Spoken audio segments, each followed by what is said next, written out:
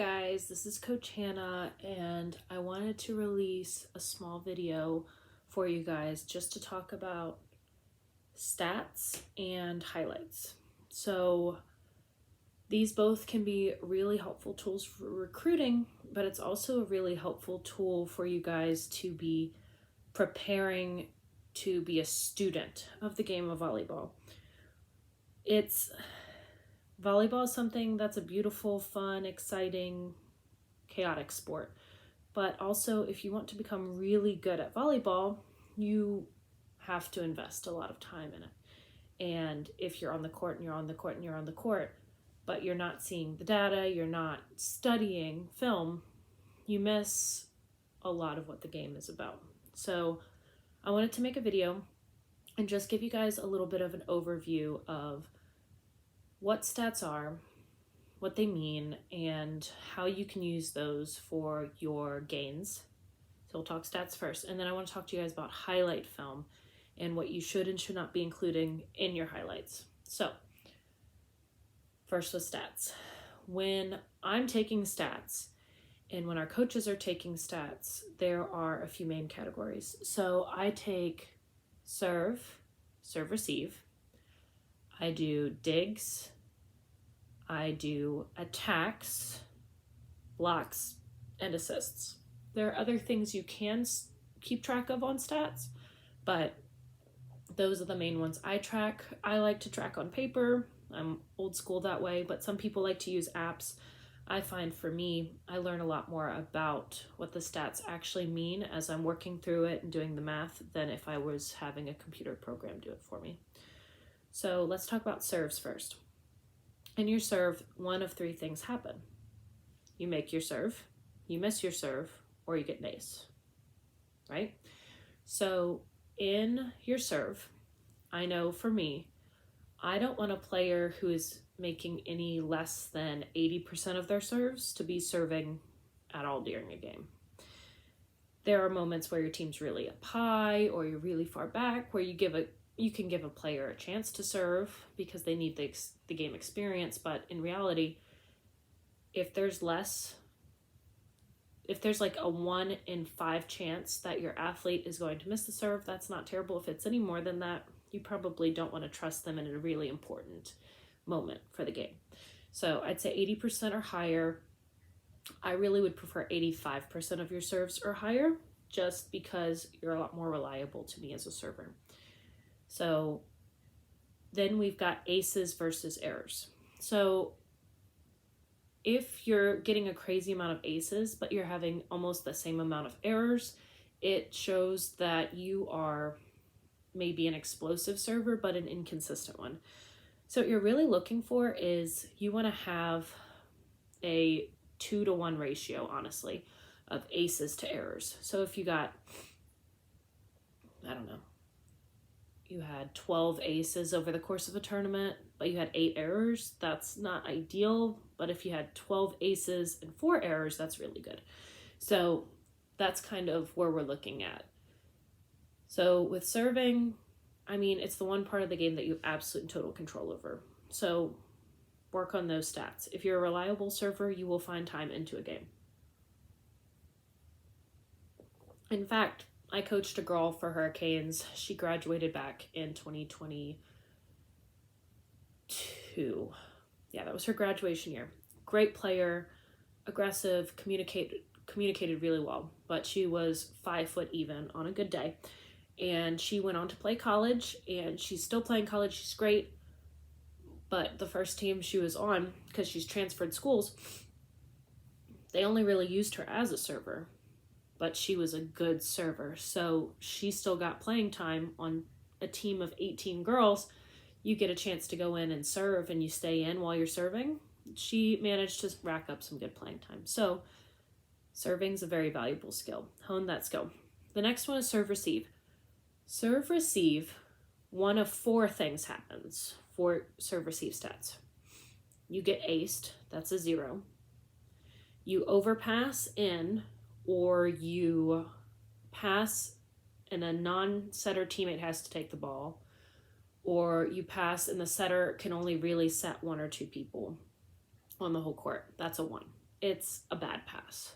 A 2 is a good pass. So you got it up, the setter can set at least 2 of the front row players. That's a good pass. A 3 is a great pass. So with a 3, the setter can run any kind of offense that they want from your pass. It was high, it was close enough to the net. That's good.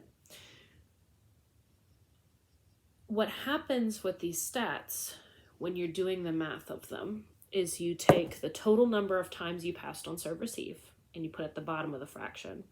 And then on top of the fraction, you added up all of the numbers that you had. So let's say somebody had a 0, a 1, a 2, a 3. Okay. So 4 would be the number on the bottom. 0 plus 1 is 1, plus 2 is 3, plus 3 is 6. So it'd be a 6 over 4. That would be a 1.5 passing average. Okay. 1.5 is not good. If you want to play back row, you really want to have above a 1.8 passing average. If you want to be a defensive specialist, you need to have above a 2.1. And if you want to be a libero level passer, you're really aiming for a 2.3. That's the standard that was set for me in college, is if I wanted to be libero for a match, I needed to be passing that well. And you might say, oh, college standards are harder. College servers are harder. So if you're passing a 2.3 against servers in your age bracket now, then that's going to equate to a 2.3 later on, potentially in college. Ooh, this video is going to go longer than I expected. Sorry, you guys. The next stat is digs. A dig is when you receive a ball that an opponent attacked. So they could roll shot it, tip it, push it, or hit it. If it's any of those and you get it up and playable, it's a dig. If it ricochets off you, it's a dig error. If a ball lands in your zone and you're supposed to get it, it's a dig error. Digs really should, like, that stat can vary a lot depending on the level of the team you're playing against. Like, if a team is constantly sending you free balls, you're not going to have a lot of digs that match. But for my high school team, where we were playing against pretty high level teams, and sometimes we would go to 5-set matches, it was pretty normal for a single player to have 20-something odd digs.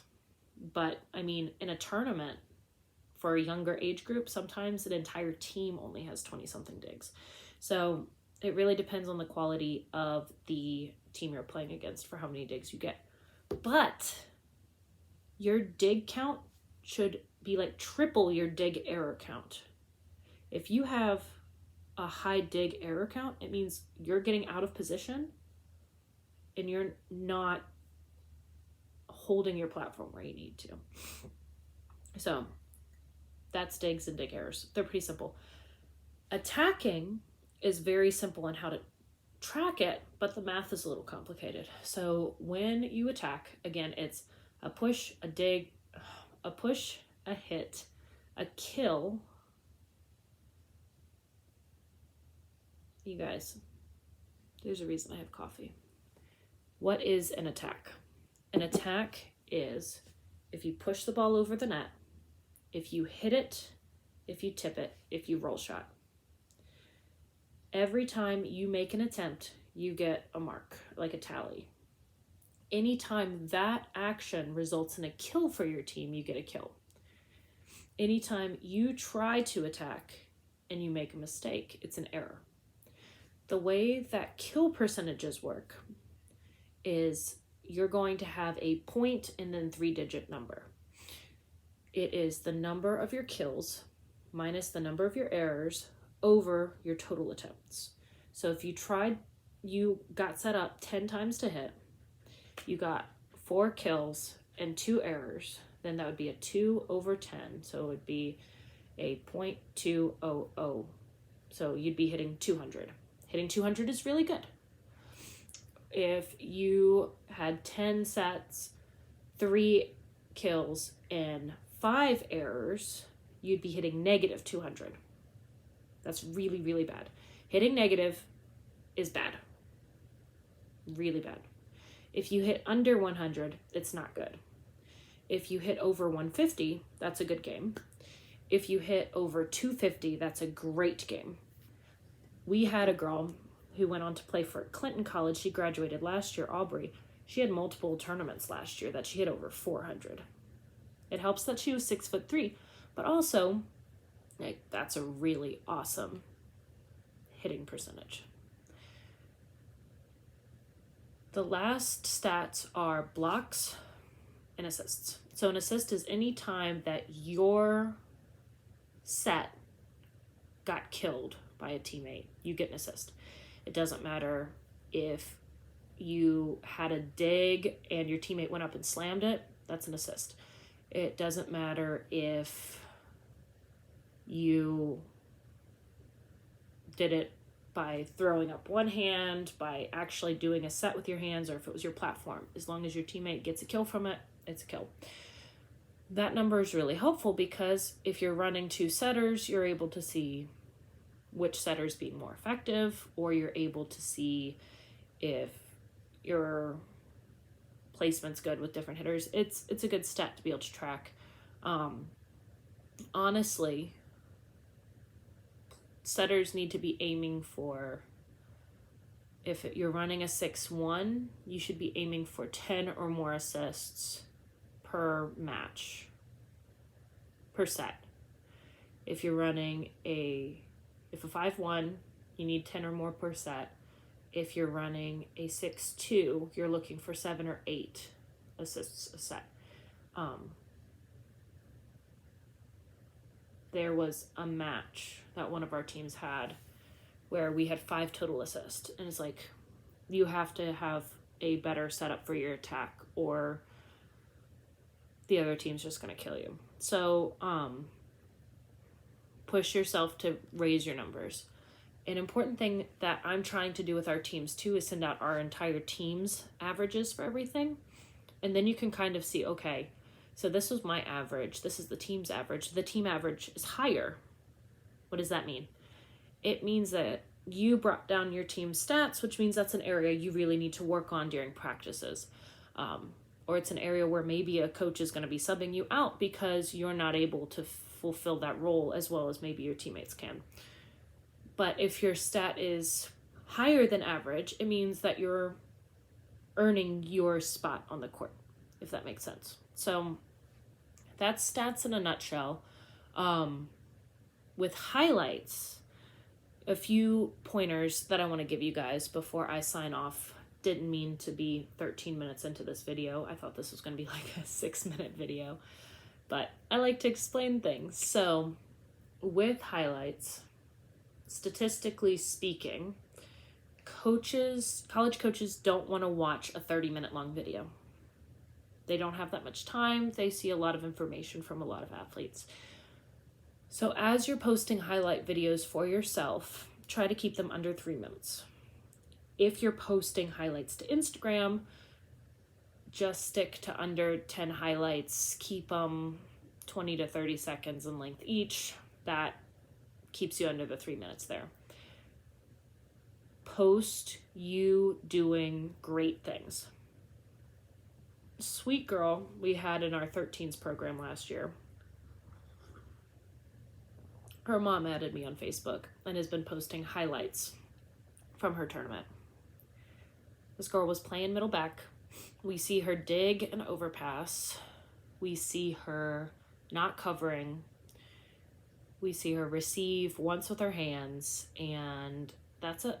Like, there were a few other things, like her passing free balls. Show you getting kills. Show you covering. Show you getting digs. Show you getting aces.